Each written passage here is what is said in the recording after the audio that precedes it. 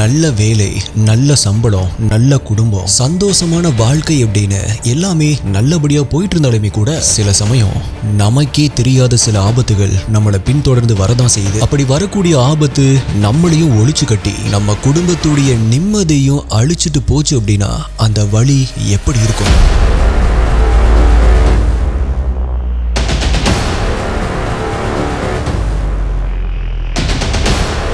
அது சரியா March 7, 2015 ஆஸ்திரேலியாவுடைய new south Wales அப்படிங்கிற சிட்டியில நேரம் இரவு 9:30 41 வயதான பிரபா அப்படிங்கிற பெண்மணி அந்த ஸ்டேட்டில் இருக்கிற பேரமெட்டா அப்படிங்கிற சிட்டியுடைய தெருவுல யார் கூடயோ போன்ல பேசினபடி நடந்துட்டு இருந்தாங்க. அப்படி அவங்க கூட போன்ல பேசிட்டு இருக்கிறது வேற யாரும் இல்ல, அவங்களுடைய ஹஸ்பண்டான 43 வயதான அருண்குமார் தான். அப்படி அவங்களுடைய ஹஸ்பண்ட் கூட தான் அவங்க பேசிட்டு இருந்தாலுமே கூட பிரபாவுடைய குரல்ல இப்ப சந்தோஷம் இல்லாம பதட்டம் அதிகமா இருந்துச்சு. ஆல்சோ அப்படி பதட்டமா பேசிட்டு இருந்த பிரபா இப்ப அவங்களுடைய இரண்டு பக்கமுமே மரங்கள் நிறைஞ்சிருந்த சுத்தியும் இருட்டா இருந்த ஒரு பாதை வழியா தனியா நடந்து போக ஆரம்பிக்கிறாங்க. அவங்க நடந்து போயிட்டு இருந்த அந்த பாதையில மின் விளக்குகளுடைய வெளிச்சமுமே கூட மங்களாதான் இருந்துச்சு. இப்ப பிரபா பதட்டமா இருந்ததற்கான காரணத்தை கேட்ட அவங்களுடைய ஹஸ்பண்ட் அடுத்து என்ன செய்யறது அப்படின்னு புரியாம தடுமாற ஆரம்பிக்கிறாரு. பட் அப்படி அவர் கன்ஃபியூஸ் ஆகும் பொழுதே அந்த அலறல் சத்தம் அவருக்கு கேட்க ஆரம்பிக்குது. எஸ்,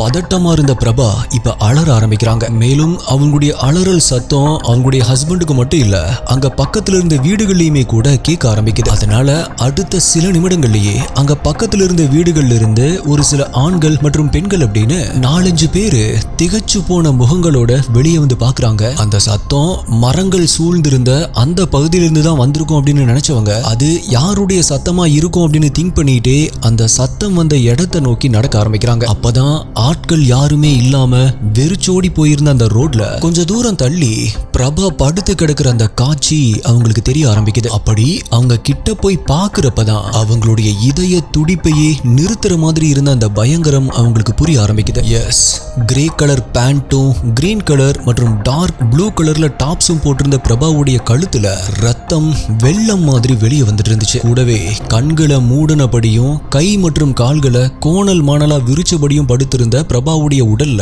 எந்தவித அசைவுமே இல்லாம இருந்திருக்கு. இத பார்த்து மிரண்டு போன அந்த 3 பேருமே உடனடியா அந்த இடத்தை சுத்தி முத்தியுமே பார்த்து அங்க வேற யாராவது இருக்காங்களா அப்படின்னு தேட ஆரம்பிக்கிறாங்க. பட் மரங்கள் சூழ்ந்திருந்த அந்த பகுதியில மனிதர்களுடைய நடமாட்டம் எதுவுமே இல்லாம ஒரே நிசப்தமா இருந்திருக்கு. இப்ப பிரபாவை யாரோ அட்டாக் பண்ணி காயப்படுத்திட்டு போயிருக்கணும் அப்படின்னு நினைச்சவங்க உடனடியா எமர்ஜென்சி நம்பரான 000க்கு கால் பண்றாங்க. மேலும் அதே டைம்ல இப்ப அங்க கீழே கிடந்த பிரபாவுடைய செல்போன் ரிங் ஆக ஆரம்பிக்குது. அத இப்ப பிரபாவை பார்த்துட்டு இருந்த ஒரு லேடியும் அட்டெண்ட் பண்ணி பேச ஆரம்பிக்கிறாங்க. ஆல்சோ அடுத்த கொஞ்ச நேரத்திலேயே போலீஸும் கூடவே ஆம்புலன்ஸும் அங்க வந்து நிக்க ஆரம்பிக்குது.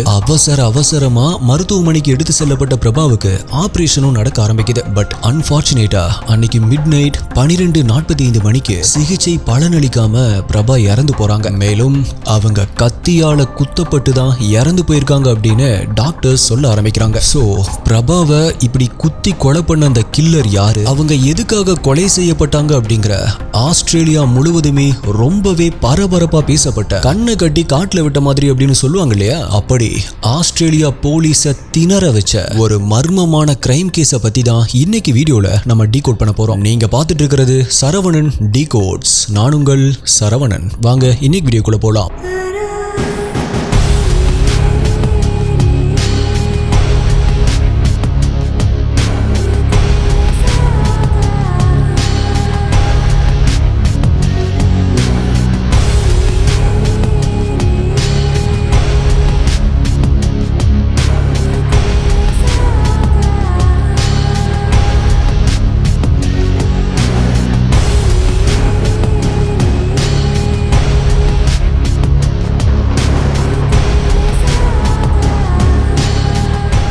இந்த வீடியோல நான் சொல்ற யூடியூப்ல காமிக்க முடியாத crime scene images, crime scene videos எல்லாமே நம்மளுடைய அஃபீஷியல் டெலிகிராம் குரூப்ல தான் அப்டேட் பண்ணுவோம். யூடியூப்ல கரெக்டா நோட்டிபிகேஷன் கிடைக்காதவங்களுக்கும் அங்க இன்ஸ்டன்டா அப்டேட் கிடைச்சிரும். டெலிகிராம் யூஸ் பண்ணாதவங்களுக்கு வாட்ஸ்அப்ல நம்மளுடைய சேனல் இருக்கு, அங்கேயுமே உங்களுக்கு இன்ஸ்டன்ட் அப்டேட்ஸ் கிடைச்சிரும். நம்மளுடைய அஃபீஷியல் வாட்ஸ்அப் மற்றும் டெலிகிராம் சேனலுடைய லிங்க் டிஸ்கிரிப்ஷன் பின்ட் கமெண்ட்ல கொடுத்திருக்கேன், செக் பண்ணி பாருங்க.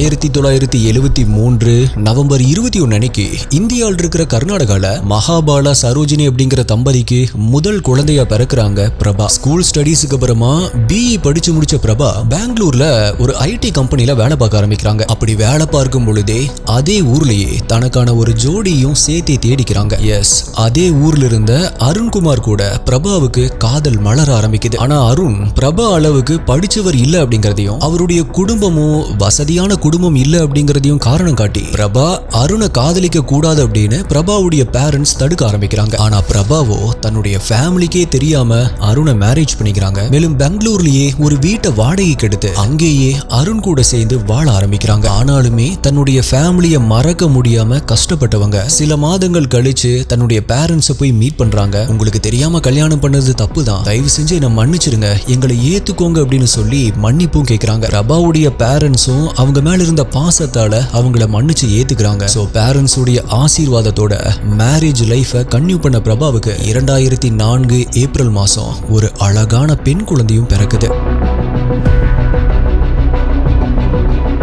நான் ஆல்ரெடி மென்ஷன் பண்ண மாதிரி பிரபாவுடைய ஹஸ்பண்டான அருண் பெருசா படிக்கல அப்படிங்கறதால அவருக்கு அந்த அளவுக்கு அதிக வருமானம் வர்ற வேலையும் இல்லாம இருந்திருக்கு. சோ அந்த குடும்பத்துடைய ஒட்டுமொத்த செலவுமே பிரபாவுடைய வருமானத்தை மட்டும் தான் நம்பி இருந்திருக்கு. பிரபாவும் தன்னுடைய குடும்பத்தை நல்லா பாத்துக்கணும் அப்படிங்கிறதுக்காக இரவு பகல் பார்க்காம கஷ்டப்பட்டு வேலை செய்ய ஆரம்பிக்கிறாங்க. மேலும் இப்படி போயிட்டு இருந்தப்பதான் 2012 வருடம் பெங்களூர்ல வேலை செஞ்சுட்டு இருந்த பிரபாவுக்கு ஆஸ்திரேலியாவுக்கு போய் வேலை செய்யறதுக்கான ஒரு ஆஃபரும் வருது. இங்க வேலை செய்யறதுக்கு பதிலா ஆஸ்திரேலியா போனா இன்னுமே நிறைய சேலரி கிடைக்கும் அப்படிங்கிற எதிர்பார்ப்புல பிரபாவும் அந்த ஆஃபரை அக்செப்ட் பண்றாங்க. தன்னுடைய ஃபேமிலிய இந்தியாவிலேயே விட்டுட்டு பிரியறதுக்கு மனசே இல்லாம பிரிஞ்ச பிரபா ஆஸ்திரேலியாவுக்கு போக ஆரம்பிக்கிறாங்க. அதுக்கப்புறமா லீவ் கிடைக்கிறப்பெல்லாம் அவங்க இந்தியாவுக்கு வர்றது, சம்டைம்ஸ் அவங்களுடைய குடும்பம் ஆஸ்திரேலியாவுக்கு போய் அவங்கள பாக்குறது அப்படின்னு இந்த மாதிரி தான் போயிட்டு இருந்திருக்கு. பட் இப்படி எல்லாமே ஸ்மூத்தா போயிட்டு இருந்த ஒரு சிச்சுவேஷன்ல தான் நான் இன்ட்ரோல சொன்ன மாதிரி பிரபா கொலை செய்யப்பட்ட அந்த சம்பவம் நடக்க ஆரம்பிக்குது.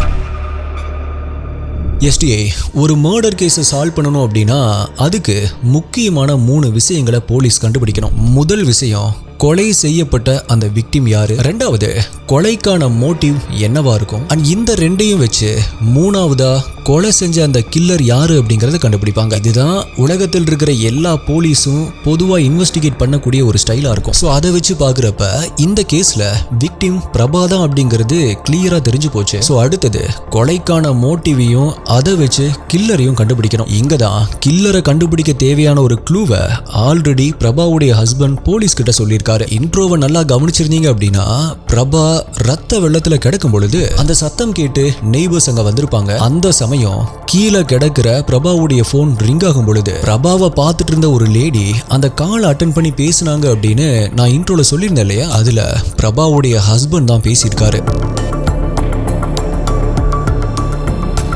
ஆக்சுவலாக பிரபா ஃபோன் பேசிட்டு இருக்கும் பொழுதே அவங்க அலற சத்தம் அவங்களுடைய ஹஸ்பண்டுக்கு கேட்டுச்சு அப்படின்னு நான் சொல்லியிருந்தேன் இல்லையா. பட் அதுக்கப்புறமா அவங்க கிட்ட இருந்து எந்த ஒரு பதிலுமே அவங்களுடைய ஹஸ்பண்டுக்கு வராம இருந்திருக்கு. இதனால ஹலோ என்னாச்சு பிரபா, யார் பிரபா அது அப்படின்னு கேட்டுட்டு இருந்தவர் ஒரு ஸ்டேஜ்ல எந்த ஒரு பதிலுமே வராததால அந்த காலை கட் பண்ணிட்டு அகைன் கால் பண்றாரு. அப்பதான் நான் இன்ட்ரோல சொன்ன மாதிரி பிரபாவுடைய உடலை பார்த்துட்டு இருந்த அந்த லேடியும் அந்த போனை அட்டன் பண்ணி பேசியிருக்காங்க. மேலும் பிரபா ரத்த காயத்தோட ரோட்ல விழுந்து கிடக்கிற அந்த விஷயத்தையும் அவர்கிட்ட சொல்லியிருக்காங்க. அதுக்கப்புறமா அந்த ஸ்பாட்டுக்கு வந்த போலீஸும் பிரபாவுடைய ஹஸ்பண்டுக்கு கால் பண்ணி பேசுறாங்க. அப்பதான் அவரும் நடந்த ஒரு விஷயத்த போலீஸ் கிட்ட சொல்ல ஆரம்பிக்கிறாரு. அதாவது பிரபா அவங்களுடைய ஹஸ்பண்ட் கிட்ட பேசிட்டே நடந்து வந்துட்டு இருந்தாங்க இல்லையா, அப்ப அவங்க பதட்டமா இருந்தாங்க அப்படின்னு நான் இன்ட்ரோல மென்ஷன் பண்ணிருப்பேன். அதுக்கான காரணம் யாரோ ஒரு அன்னோன் பர்சன் அவங்கள பின்னாடியே ஃபாலோ பண்ணிட்டு வந்ததுதான்.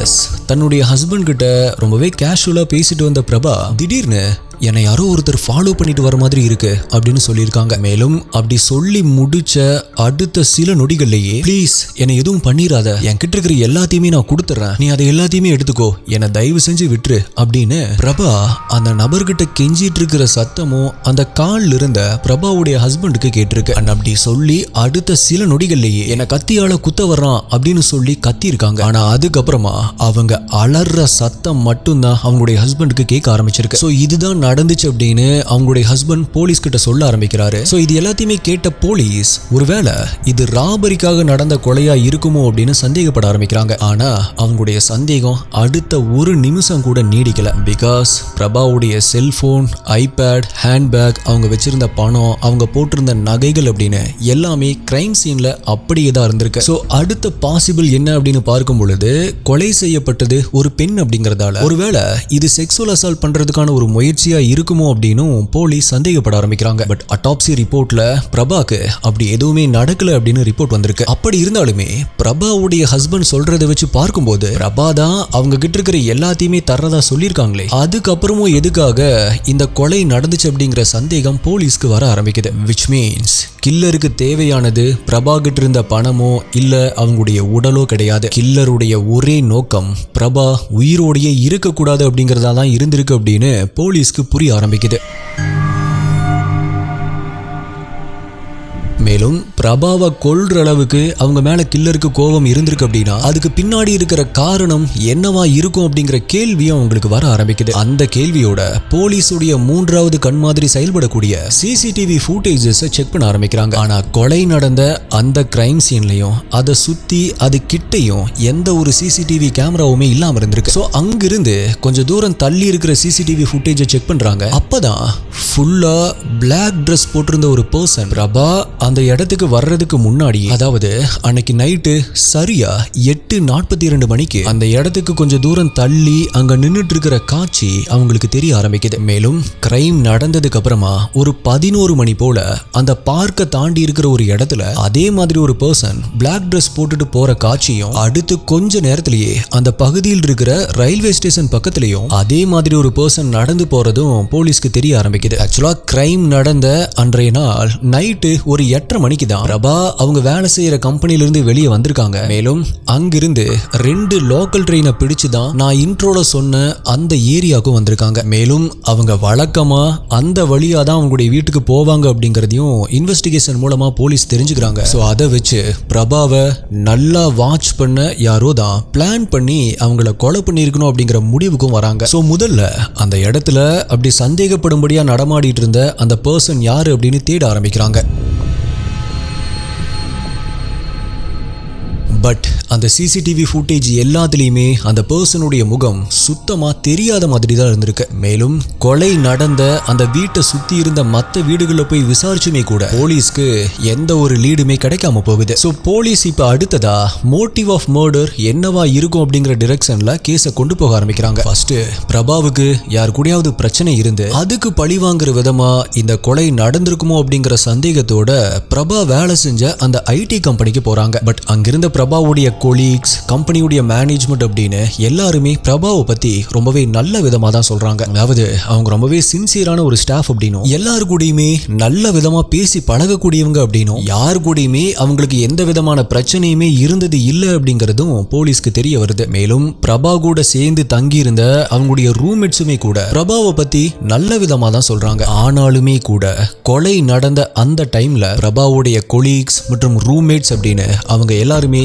எங்க இருந்தாங்க அப்படின்னு தெரிஞ்சுக்கிறதுக்காக அவங்களுடைய அலபைய போலீஸ் கிராஸ் செக் பண்றாங்க. கூடவே அவங்களுடைய டவர் லொகேஷனையும் கிராஸ் செக் பண்றாங்க. பட் அதில் இருந்துமே கூட போலீஸ்க்கு எந்த ஒரு லீடுமே கிடைக்காம போயிருக்கு. ஆக்சுவலா கிரைம் நடந்த உடனேயே அந்த இடத்துக்கு வந்த போலீஸ் உடனடியா டாக் ஸ்குவாட வச்சு மர்டர் வெப்பன் ஏதாவது கிடைக்குதா அப்படின்னு அந்த இடத்தை சுத்தி தேடி இருக்காங்க. ஃபாரன்சிக் டீமுமே கூட அங்க வந்து ஃபிங்கர் பிரிண்ட், டிஎன்ஏ மாதிரி ஏதாவது எவிடன்ஸ் கிடைக்குதா அப்படின்னு செக் பண்றாங்க. ஆனா அதில் இருந்துமே கூட அவங்களுக்கு எந்த ஒரு லீடுமே கிடைக்காம போயிருக்கு.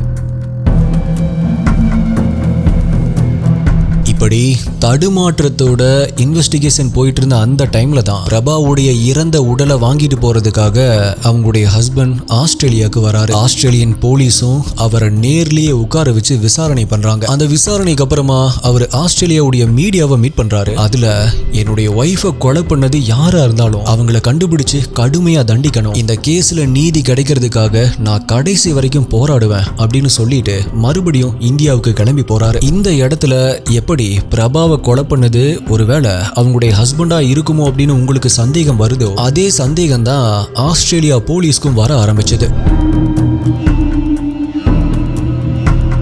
ஆனா அதே நேரத்துல பிரபாவுடைய ஹஸ்பண்ட் மேல போலீஸ் எதனால சந்தேகப்பட்டாங்க அப்படிங்கிற கேள்வியும் உங்களுக்கு வரலாம். அப்படி ஒரு கேள்வி உங்களுக்கு வந்துச்சு அப்படின்னா அதுக்கான பதில நான் அந்த வீடியோவுடைய பின்னாடி சொல்றேன். இப்ப பிரபாவுடைய கேஸ பல டைரக்ஷன்ல விசாரிக்க ஆரம்பிச்ச போலீஸ் ஏதாவது ஒரு லீடாவது கிடைச்சிராதா அப்படின்னு போராட ஆரம்பிக்கிறாங்க. முதல்ல சிசிடிவி ஃபுட்டேஜஸ்ல கிடைச்ச அந்த அன்னோன் பர்சனுடைய போட்டோ மற்றும் வீடியோவை பொதுமக்கள் மத்தியில ரிலீஸ் பண்றாங்க. பிரபா கொலை செய்யப்பட்ட அன்றைய நாள் கருப்பு ட்ரெஸ் போட்டிருந்த இந்த பர்சனை யாராவது பார்த்திருந்தீங்க அப்படின்னா உடனடியா போலீஸ் கிட்ட சொல்லுங்க அப்படின்னு இன்ஸ்ட்ரக்ஷனையும் கொடுக்கறாங்க. மேலும் பிரபாவுடைய ஆக்டிவிட்டிஸ் எப்படி இருந்துச்சு அப்படின்னு தெரிஞ்சுக்கிறதுக்காக அவங்களுடைய கால் ஹிஸ்டரி, வாட்ஸ்அப் மற்றும் இமெயில் சாட்ஸ், ஃபேஸ்புக் மாதிரியான சோசியல் மீடியா ஆக்டிவிட்டிஸ், அவங்களுடைய பேங்க் டீடைல்ஸ் அப்படின்னு எல்லாத்தையுமே ஒண்ணு விடாம செக் பண்றாங்க. ஒருவேளை பிரபாவுக்கு யார் கூடயாவது அஃபையர் இருந்து அதன் மூலமா ஏதாவது பிரச்சனையால இந்த கொலை நடந்திருக்குமா அப்படிங்கிற கோணத்திலையும், இல்லனா யார் கூடயாவது சோசியல் மீடியால ஆர்குமெண்ட் வந்து அதனால இப்படி கொலை நடந்திருக்குமா அப்படின்னு, ஒருவேளை பிரபா யாருக்காவது பணத்தை கடனா கொடுத்து அதை திருப்பி கேட்கும் போது வந்த பிரச்சனையால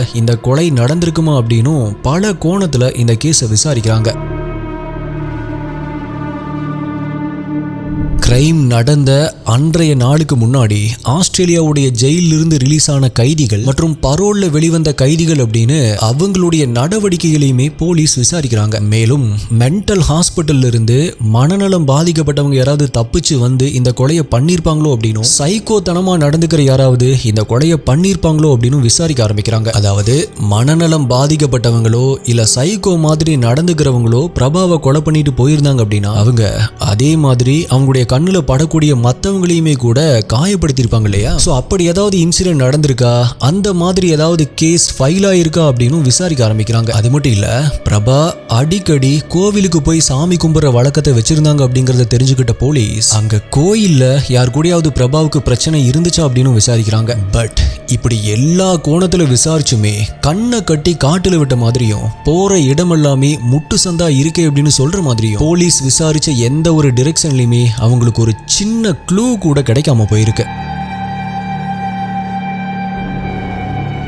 மேலும் பிரபாவுடைய கொலீக்ஸ், ரூம்மேட்ஸ் அப்படின்னு ஆரம்பிச்சு அவங்களுடைய செல்போன்ல இருக்கிற கான்டாக்ட்ல இருக்கிறவங்க வரைக்கும் எல்லாருடைய போட்டோவையுமே கலெக்ட் பண்ண போலீஸ் அந்த போட்டோஸை கொலை நடந்த இடங்களை சுத்தி இருக்கிற மக்கள் கிட்ட காட்டி விசாரிக்க ஆரம்பிக்கிறாங்க. எல்லாத்துக்குமே மேல கிரைம் நடந்த அந்த டவர் ரேஞ்சில் கொலை நடந்த அந்த பர்டிகுலர் டைம்ல யாருடைய நம்பர்லாம் ஆக்டிவா இருந்துச்சு அப்படிங்கிற லிஸ்டையும் எடுக்கிறாங்க. அப்படி அந்த நம்பருக்கு சொந்தமான ஆயிரக்கணக்கான மக்களுடைய ஆக்டிவிட்டிஸையும் கூட செக் பண்றாங்க. இப்படி சல்லடை போட்டு சளி மாதிரி விசாரிச்சுமே கூட சல்லடை வழியா தண்ணி வழிஞ்சு ஓடுற மாதிரி அவங்க கெஸ் பண்ண எல்லா காரணங்களுமே ஸ்ட்ராங்கா நிக்காம வழிஞ்சு ஓடி இருக்கு. சோ இவ்வளவு பெரிய முயற்சியை போலீஸ் பண்ணதால வாரங்கள் மாதங்களாகி கடைசியா இந்த கேஸ்ல 2 வருடங்கள் கழிய ஆரம்பிக்குது. அப்படி இருந்துமே கூட இந்த கேஸ்ல எந்த ஒரு லீடுமே இல்ல அப்படிங்கறதால அதை பார்த்து கோவப்பட ஆரம்பிச்ச ஆஸ்திரேலிய மக்கள் போலீஸுடைய விசாரணை சரியில்லையோ அப்படின்னு போலீஸை சந்தேகப்பட ஆரம்பிக்கிறாங்க. மேலும் விசாரணை நடந்துட்டு இருந்த டைம்ல பிரபா மரணத்துக்கு அஞ்சலி செலுத்தின மக்களுமே கூட கிரைம் நடந்த அந்த இடத்துல இருந்த பார்க்க குறை சொல்ல ஆரம்பிக்கிறாங்க. அதாவது கிரைம் நடந்த அந்த இடத்துக்கு பக்கத்துல ஒரு பெரிய பார்க் ஒன்று இருந்திருக்கு. சோ அதுல வேலை செய்யற யாரோ தான் இந்த கொலையை பண்ணிருக்கணும் அப்படிங்கிற சந்தேகமும் வந்திருக்கு. ஆனா அந்த டைரக்ஷன்லயுமே கேஸை கொண்டு போன போலீஸ்க்கு கடைசியில ஏமாற்றம் தான் மிஞ்சிருக்கு. பிகாஸ் கிரைம் நடந்த அந்த டைம் நைட் டைம் அப்படிங்கறதால அந்த பார்க் பூட்டி இருந்திருக்கு. மேலும் அங்க வேலை செய்யற ஒர்க்கர்ஸுமே கூட அவங்களுடைய வீட்டுல இருந்ததுக்கான அளபையை வச்சிருந்திருக்காங்க. சோ இந்த ஒரு விஷயமுமே கூட போலீஸ்க்கு கை கொடுக்காம போயிருக்கு. இவ்வளவு நேரமா இத கேட்டுட்டு இருந்த உங்களுக்கு வரக்கூடிய அந்த விரக்தியை விட பல மடங்கு அதிகமான விரக்தி இப்ப போலீஸ்க்கு வந்திருக்கு. சோ அதனுடைய வெளிப்பாடாதான் ஏற்கனவே அவங்க சந்தேகப்பட்ட பிரபாவுடைய ஹஸ்பண்டான அருண் மேல அவங்களுடைய கவனம் திரும்ப ஆரம்பிக்குது. ஆக்சுவலா ஆரம்பத்துல அவர் மேல போலீஸ் சந்தேகப்பட்டதற்கான காரணம் என்ன அப்படின்னா, பிரபா அவங்க எடுத்திருந்த இன்சூரன்ஸ் பாலிசி தான். மேலும் பிரபாவுடைய பேங்க் அக்கவுண்ட்ல இருந்த லட்சக்கணக்கான பணத்துக்கும் அவரு தான் நாமினியா இருந்திருக்காரு. சோ அந்த இன்சூரன்ஸ் மற்றும் பேங்க் பணத்துக்கு ஆசைப்பட்டு அருணே ஏன் இந்த கொலையை பண்ணிருக்க கூடாது அப்படிங்கிற சந்தேகமும் போலீஸ்க்கு வந்திருக்கு. இதை கேட்கிறப்ப என்ன ப்ரோ, பிரபா கொலை செய்யப்பட்ட அந்த டைம்ல அருண் இந்தியால தான் இருந்தாரு, அப்புறம் எப்படி அவர் ஆஸ்திரேலியால இருந்த பிரபாவை கொலை செஞ்சிருக்க முடியும் அப்படிங்கிற லாஜிக்கான கேள்வியும் உங்களுக்கு வரலாம். ஆக்சுவலா இங்க போலீஸ்க்கு வந்த சந்தேகம் என்ன அப்படின்னா, அருண் பணம் கொடுத்து ஒரு கில்லரை செட் பண்ணி அவனை வச்சு பிரபாவை கொலை பண்ணிருக்கலாம் அப்படிங்கிற சந்தேகம் தான் போலீஸ்க்கு வந்திருக்கு. சோ அந்த சந்தேகத்தை கிளியர் பண்றதுக்காக அப்ப ஃபர்ஸ்ட் வந்தாரு இல்லையா அப்பவே அவருடைய செல்போனை வாங்கி செக் பண்ண ஆரம்பிக்கிறாங்க. பிகாஸ் அவர் கில்லர் கூட பேசியிருந்தார் அப்படின்னா அந்த நம்பர் அவருடைய கால் ஹிஸ்டரியில இருந்திருக்கும் இல்லையா, அதுக்காக தான் அவருடைய போனை வாங்கி செக் பண்ண ஆரம்பிக்கிறாங்க. அப்ப போலீஸுடைய சந்தேகம் அதிகமாகிற மாதிரி அருணுடைய செல்போன்ல கால் ஹிஸ்டரி எல்லாமே கம்ப்ளீட்டா டெலீட் ஆகியிருந்திருக்கு. பட் அருணும் அதுக்கு என்ன சொல்லியிருக்காரு அப்படின்னா, என்னுடைய கால் ஹிஸ்டரியில ஏகப்பட்ட நம்பர்ஸ் இருந்துச்சு அப்படின்னும், அதனால தான் அது எல்லாமே கிளியர் பண்ண அப்படின்னும் ரொம்பவே சாதாரணமா சொல்லியிருக்காரு. பட் அதை நம்பாத போலீஸ் அவருடைய செல்போன்ல இருந்த போட்டோஸ் அண்ட் வீடியோஸை செக் பண்ண ஆரம்பிக்கிறாங்க. அப்பதான் அவங்களுடைய சந்தேகம் இன்னுமுமே அதிகமாகுது. பிகாஸ் 30 வயசு இருக்கக்கூடிய ஒரு இந்திய பொண்ணுடைய போட்டோ அதுல நிறையவே இருந்திருக்கு. அதை பத்தி அருண் கிட்ட கேட்கும் பொழுது அது எனக்கு தெரிஞ்ச பொண்ணு, எங்களுடைய ரிலேட்டிவ் பொண்ணு அப்படின்னு சொல்லி சமாளிக்க ஆரம்பிச்சிருக்காரு. பட் அதை கேட்ட போலீஸோ, சரி அந்த லேடிக்கு கால் பண்ணி கொடுங்க, உங்களுக்கும் அவங்களுக்கும் என்ன ரிலேஷன்ஷிப் அப்படிங்கறத நாங்களே கேட்டு தெரிஞ்சுக்கிறோம் அப்படின்னு சொல்லியிருக்காங்க. ஆனா அதை கேட்டு பதறி போன அருண் தனக்கும் அந்த லேடிக்கும் அஃபேர் இருக்கு அப்படிங்கிற உண்மையை ஒத்துருந்திருக்காரு. சோ இதிலிருந்து தப்பான அஃபேர்னாலையும் பணத்துக்கு ஆசைப்பட்டும் தான் அருண் பிரபாவை கொலை பண்ணிருக்கணும் அப்படின்னு போலீஸ் அந்த டைம்லயே சந்தேகப்பட்டிருக்காங்க. பட் இது எல்லாமே அரெஸ்ட் பண்றதுக்கு தேவையான ஸ்ட்ராங்கான எவிடன்ஸ் கிடையாது அப்படிங்கறதால ஆஸ்திரேலியாவுக்கு வந்த அருண் திரும்பவுமே இந்தியாவுக்கு கிளம்பி போறத அவங்களால வெறும் வேடிக்கை மட்டும்தான் பார்க்க முடிஞ்சிருக்கு.